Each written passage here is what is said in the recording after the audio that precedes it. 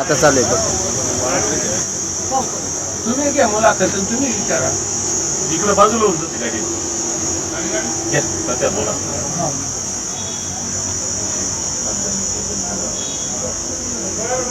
आपल्या मुख्यमंत्र्यांनी नाफेडमार्फत कांदा खरेदी चालू करायची घोषणा केलेली आहे आणि त्यांनी दर काढलेला आहे 1235 रुपये.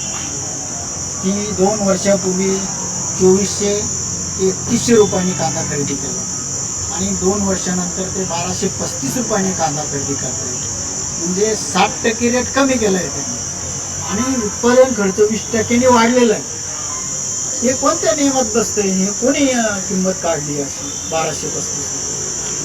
शेतकऱ्यावर फार मोठा अन्याय आहे आणि खरं म्हणजे आम्हाला नाफेडची खरेदीच नको आहे. शासनाने नाफेडची खरेदी आम्हाला नको आहे शासनाची, कारण ती खरेदी शेतकऱ्यांकरता नसून गिरायकांकरता आणि कांद्याचे भाव पाडण्याकरता ती खरेदी. आता कमी भावात कांदा खरेदी करायचा, भाव वाढायला लागले का तोच कांदा कमी भावात विकायचा आणि कांद्याचे वाढलेले भाव पाडायचे, याच्याकरता ही शासनाची खरेदी आहे.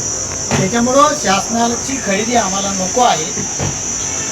शासनाने कांद्याच्या व्यवहारात हस्तक्षेप करू नये, निर्यात बंदी करू नये. शासनाने काही करायची गरज नाही, फक्त निर्यात चालू ठेवली तरी शेतकऱ्यांना पैसे भेटणार आहे. थर सोड करू नये.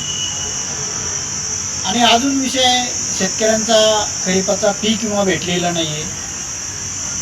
मक्याचे पैसे खरेदी केलेले शासनाने, त्याचे पैसे भेटलेले नाहीये.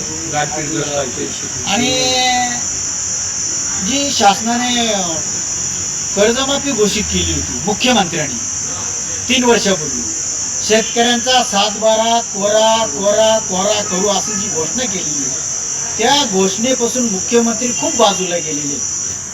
त्यांनी केलेली घोषणा अंमलात